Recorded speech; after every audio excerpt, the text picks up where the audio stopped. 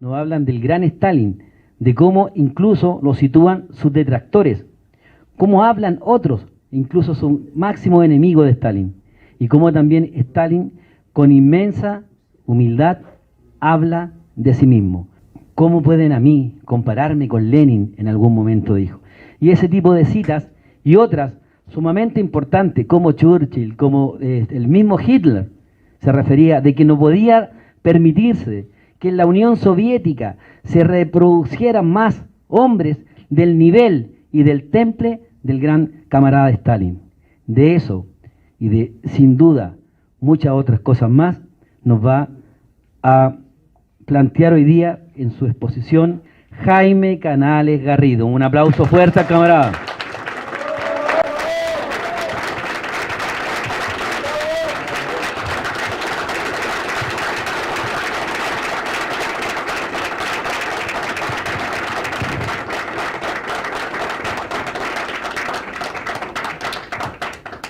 Bueno, yo soy bastante malo para hablar ante un teléfono, un micrófono. No tengo dotes de artista como pero de cualquier manera, en primer lugar quería agradecer la presencia de todos ustedes, porque es realmente como un halo de que me permite seguir viviendo y seguir haciendo lo que hago, que es escribir. Y la felicidad de poder vivir en la Unión Soviética durante 12 años y luego, a partir del año 2007, volver a pisar suelo ruso, pero que ya no era mi suelo,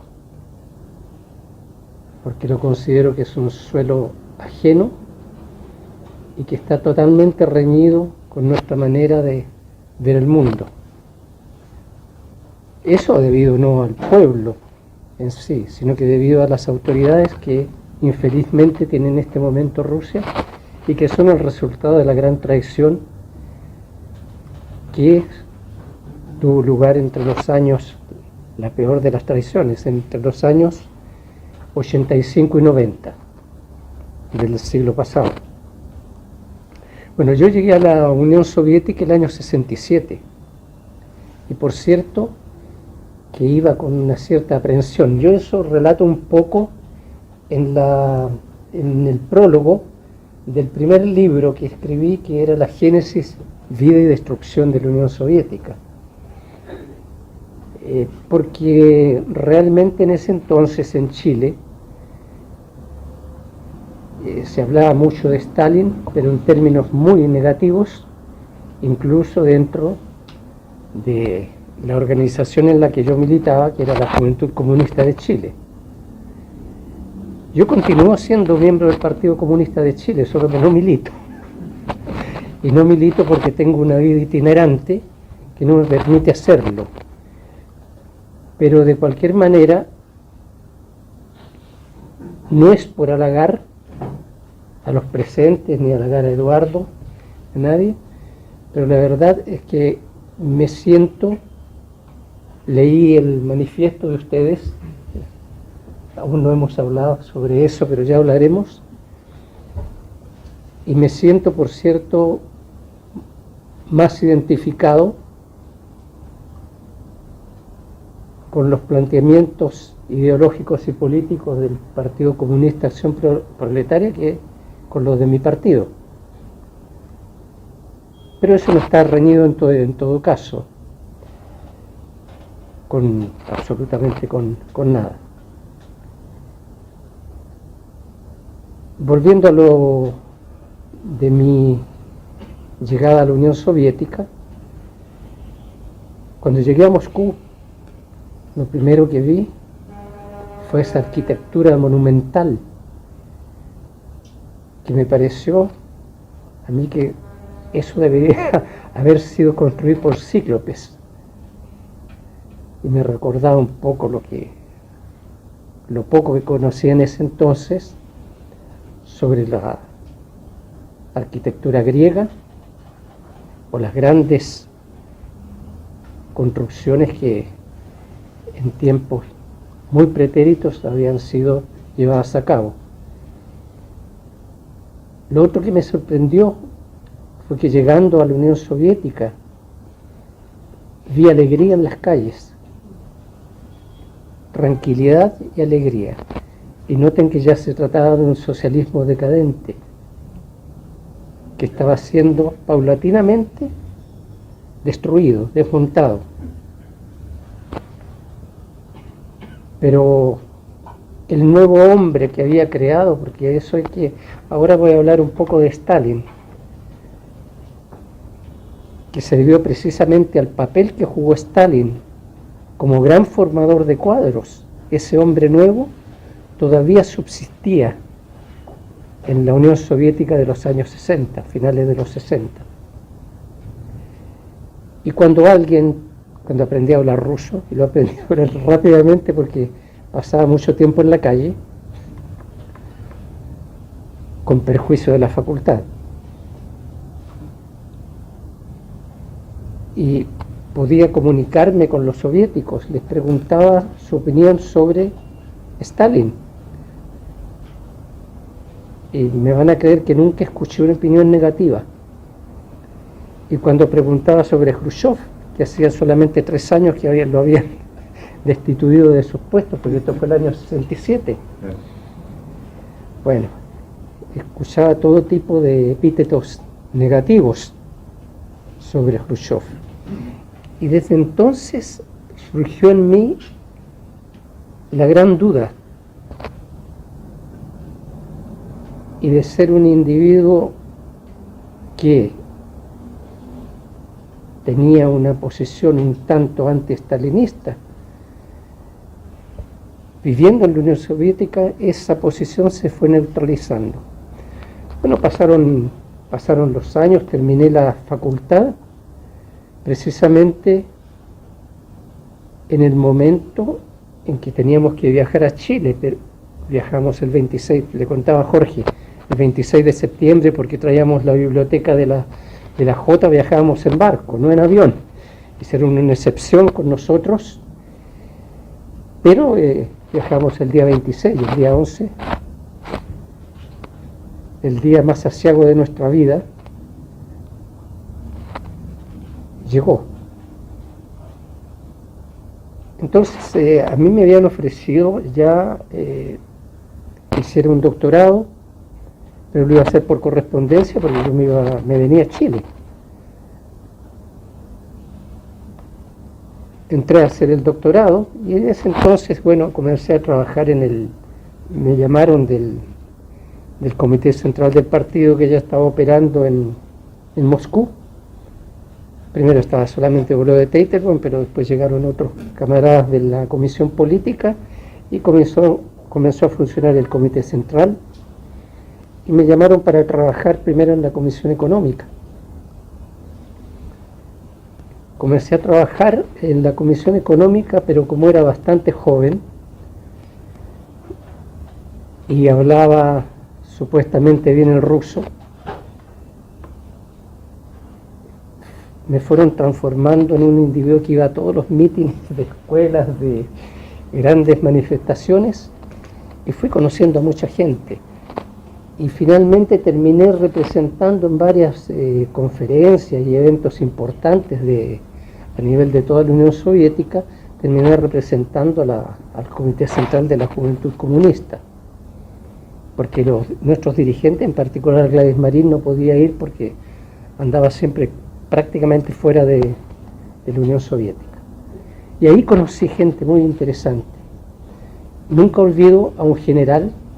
Allá en la Unión Soviética fue creada una organización que se podría decir que era paramilitar, que se llamaba DOSAAF, que era un tipo era para formar a la población civil, formarla en el ámbito militar, no por supuesto con un ejército, pero que tuvieran conocimiento sobre las armas, en el ámbito de la salud, que tuvieran conocimiento de los primeros auxilios. Bueno, El presidente de esta institución lo conocí en una conferencia que hubo en las afueras de Moscú. Era un general retirado, tenía unos 70 años en ese entonces, y yo no recuerdo cuál fue mi discurso, porque tuve que hacer un discurso en ese evento, pero el general se acercó a felicitarme y comenzamos a conversar y le pregunté sobre Stalin. Me dijo: no crean nada de lo que se ha escrito negativo sobre Stalin. Lo mejor que pudimos tener, el mejor fenómeno que pudo acontecer en la Unión Soviética, es haber tenido un dirigente tan excelso como Stalin. Eso fue el año 74, si no me equivoco. El año 73, después del golpe, bueno, nosotros por profesión teníamos que estudiar, teníamos 2 años de filosofía. Entonces teníamos economía política. Teníamos que estudiar a Lenin. De cualquier manera, a Marx, a Engels, Lenin. Y en esos días negros, después del 11 de septiembre, nosotros ya teníamos una opinión con un camarada mío sobre lo que había acontecido en Chile y cómo realmente se había llevado a cabo un bluff en términos de juego de cartas, ¿no? Por parte de algunos dirigentes nuestros, porque habían estado allá y nos han dicho: no, compañeros, no se preocupen, ustedes estudien, no va a pasar nada, hasta con las piedras del camino los vamos a derrotar. Bueno, en esas, sobre todo digo noches, porque yo leía de noche, de día estudiaba, me dediqué a revisar a Lenin y de repente encontré, alguien por ahí me regaló una trilogía de Isaac Deutscher sobre Trotsky. Sobre la vida de Trotsky, que se llama el poeta, el profeta armado, el profeta desarmado y el profeta desterrado. Pero es una apología de Trotsky. Y ahí yo no tenía idea que existía un tal testamento de Lenin. Y desde entonces, desde ese momento, es que me empecé a preocupar cada vez más con lo que había sido el periodo staliniano en la historia de la Unión Soviética. Y de ser ese individuo con una posición, digamos, en que con 20 años me parecía que Stalin era realmente un demonio, porque lo habían demonizado, me fui transformando en un stalinista acérrimo. Y ahora puedo decir con plena conciencia de que lo soy.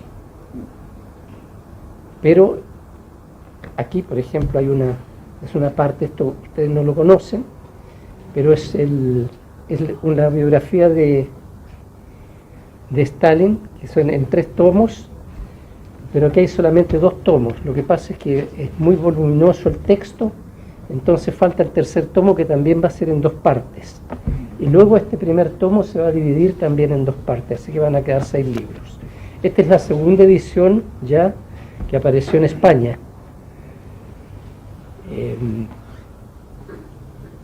Acá se hablaba de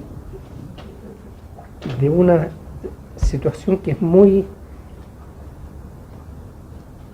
feliz para mí, cuando se habla de las diferencias de los partidos, porque la diferencia de los partidos comunistas no solamente existe acá en Chile, existe en España, o es tanto más fuerte que acá, existe en Rusia. Y curiosamente, yo les cuento un poco así de manera no muy metódica, pero para llegar a una cuestión que quiero decir al final, que es lo siguiente. Y yo por esas cosas de la vida, en un momento determinado, hace pocos años, el año 2008, por ahí, participaba en un foro por internet y yo defendía al Partido Comunista de la Federación Rusa, porque lo atacaban. Y yo siempre he pensado que quien ataca a un comunista es nuestro enemigo. Así que, por muy mal que estuviera haciendo las cosas el Partido Comunista, de la manera como lo atacaban, se notaba que era gente simplemente que quería debilitar al partido. Por lo tanto, yo lo defendí. Al final me echaron del foro. Pero ahí conocí también a personas interesantísimas. Y entre ellas, alguien me recomendó a mí para que hiciera una traducción para unos, me pidieron, no me recomendaron, le pidieron que hiciera una traducción para los presos políticos del Partido Comunista Renovado de España. Yo no tenía idea que existía ese partido. Pero reconstruido. Bueno, el hecho concreto es que no tenía idea y empecé a hacer las traducciones. Y en estos pasaron, qué sé yo, 3 o 4 años haciendo traducciones que iban y venían. Hasta que el compañero Arenas, Manuel Martínez, el secretario general que está preso ya hace más de 20 años, y el compañero Ponce, que también debe estar unos 20 o 30 años preso, preguntaron a los camaradas rusos, ahora les digo por qué, ¿quién me pidió? Yo no tenía idea que existía también ahí el Partido Comunista Obrero Ruso. Sí, sí. El Partido Comunista Obrero Ruso, que es el que participa normalmente en los foros estos de los encuentros de partidos. Así. Que es el continuador, digamos, de lo que era el partido hasta el año 53, del PECUS. Pero PECUS del año 53, no de los años 60. Bueno, esto es la compañera que está encargada de toda esta parte, que es son las publicaciones y la correspondencia con entidades extranjeras o partidos extranjeros. Les contó, es el camarada Jaime, es un comunista chileno. Arenas escribió y dijo, queremos saber más de él. Bueno, me pidieron, ¿puede dar algunos datos sobre su vida? Bueno, ahí entregué unos datos parecidos a los que aparecen aquí. Y, les informé que habían aparecido, que en ese momento estaban siendo o iban a ser editados en España 2 de mis libros, que ya habían sido editados en Argentina. Y curiosamente ellos, Arenas, pidió a los compañeros que estaban en libertad, quiero ver esos libros, lo antes posible. Yo no sé cómo consiguieron, en una semana tuvieron los libros. Porque a mí me han dicho en Argentina que solo estaban distribuidos en Chile y en Argentina, en ningún lugar más. Bueno, el hecho concreto es que consiguieron los libros. Y después de un mes, recibí una carta de Arenas, del secretario general del Partido Comunista, emitiendo un juicio parecido al que emitieron aquí ustedes, diciendo que esas 2 obras que él había leído eran obras fundamentales y que debían estar en la biblioteca del partido. Así que yo me siento sumamente honrado, porque creo que la posición que tiene este Partido Comunista Acción Proletaria y la que tiene el Partido Comunista Obrero Ruso y la que tiene el Partido Comunista Renovado o Reconstruido Español es muy semejante. Ahora quiero volver a la cuestión del primer libro, porque el camarada acá me dice que él leyó la primera edición. En realidad la primera edición es un poco diferente a esta está con algunas alteraciones. ¿Qué sucedió? El año 2017 yo estaba acá en Chile porque yo vivo en Chile y en Rusia, no vivo todo el tiempo en Rusia. Vivo 6 meses allá, a veces 6 meses acá, o meses más, meses menos.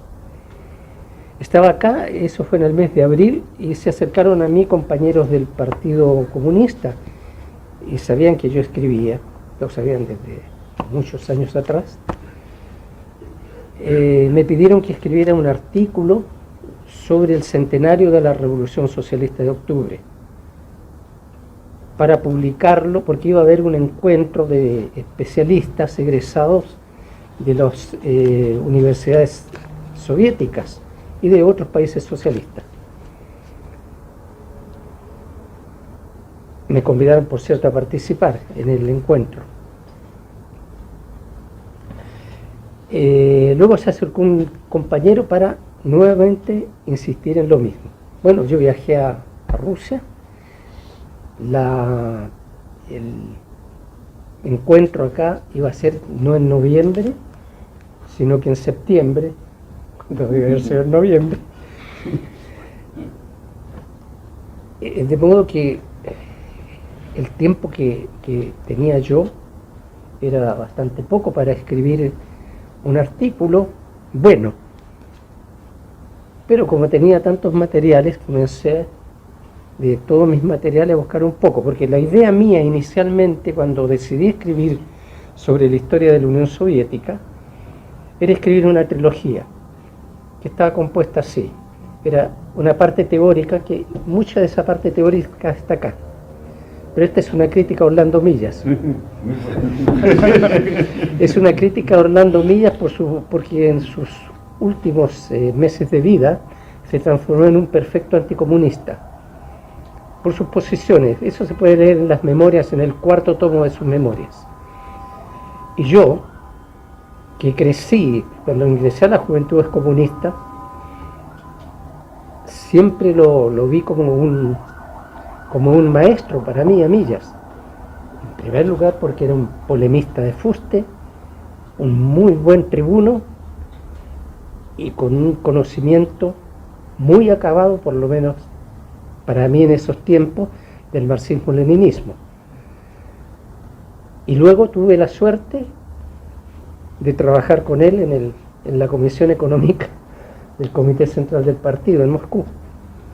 Entonces lo conocí muy de cerca y para mí fue realmente doloroso hacer la crítica que hice, pero no podía dejar pasar. Bueno, eso relacionado con esto. Volviendo al primer libro, porque el compañero me habló de eso, y quiero contarles qué fue lo que sucedió finalmente. Bueno, estaba escribiendo el artículo y de repente me di cuenta que tenía ya unas 50 páginas y dije, no, es un artículo muy grande.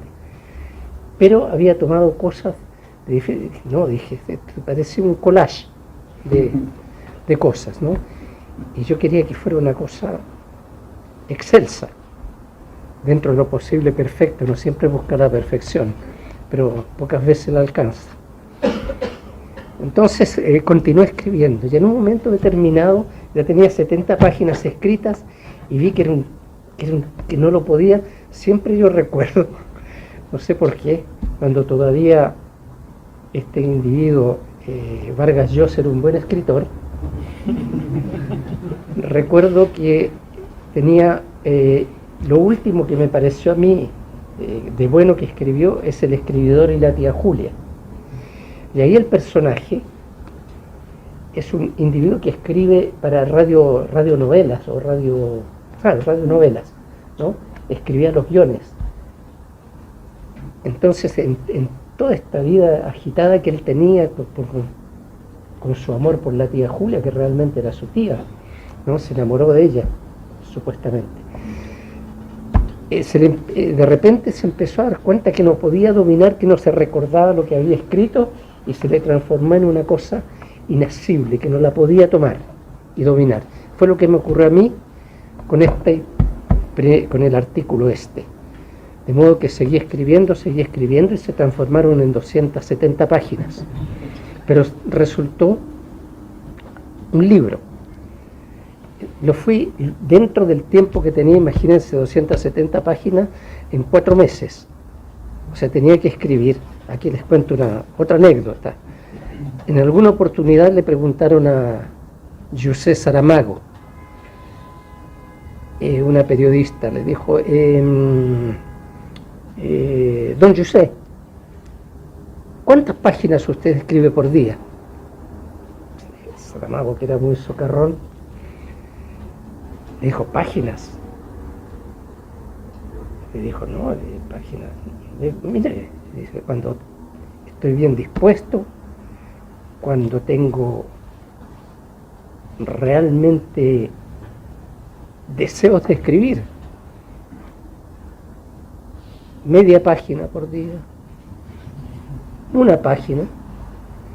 Y ella le dijo, pero eso es muy poco. Sí, le dijo, pero se imagina usted, yo tengo 90 años y la cantidad de páginas que podría haber escrito yo, si hubiese escrito una por día. Ah, le dijo, pero lo que pasa es que usted necesita inspiración tal vez para escribir. No, le dijo él, para mí inspirar es esto. Bueno, volviendo al asunto del libro, sucedió que yo mandé el texto, estaba en Rusia, lo mandé para acá, y una de las compañeras que se había acercado a mí para que yo escribiera el artículo me dijo, nosotros tenemos un editorial, lo podemos publicar. Bueno, le dije, avancen, pensando que realmente tenían un editorial. Pero bueno, cuando yo llegué acá no habían hecho absolutamente nada, y yo llegué en septiembre seguramente, inicios de septiembre. Y lo que a mí me interesaba era que estuviera el libro para el encuentro donde iba a participar y quería hablar sobre el libro. Por cierto, el libro recién apareció en el mes de noviembre, la maqueta apareció, pero yo había convidado a un compañero alemán al encuentro lo convidé a mi casa, un compañero que había sido diplomático de la RDA, de la República Democrática Alemana.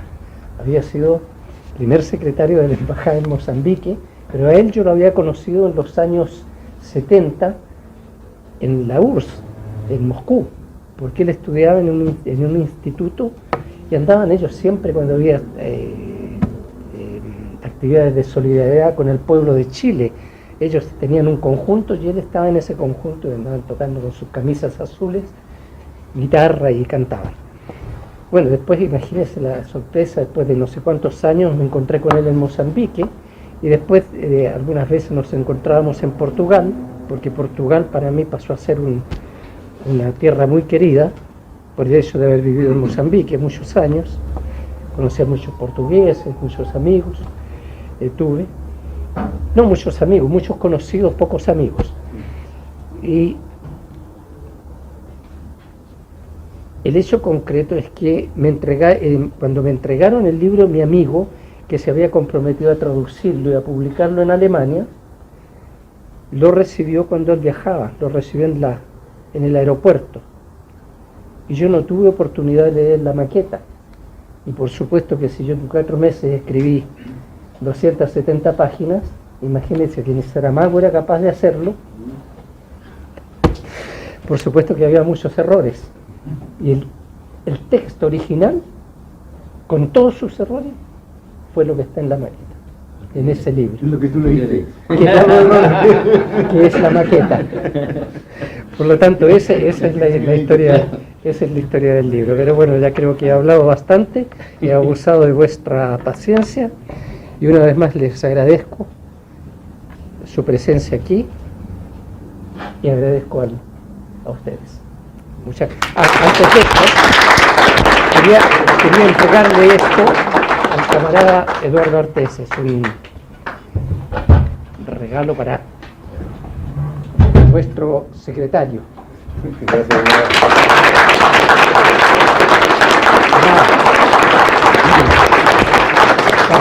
Bueno, el compañero está escribiendo el 3er tomo, dice que van a hacer 2 libros, el 3er tomo, ¿ya? Es una potente biografía justamente de Stalin. Va a estar a disposición, por cierto, del partido, porque yo al recibirlo lo recibo para el partido. Pero ya vamos a tener el momento de tener ejemplares, digamos, también a Sí. disposición de los compañeros. ¿Ya? Esto se está editando en España, ¿no? Sí. En España. ¿Ya? Y vamos a ver la manera de traerlos y tener los compañeros para nuestra formación. Así que se le agradece muchísimo, camarada Jaime. Muchas gracias. Nada.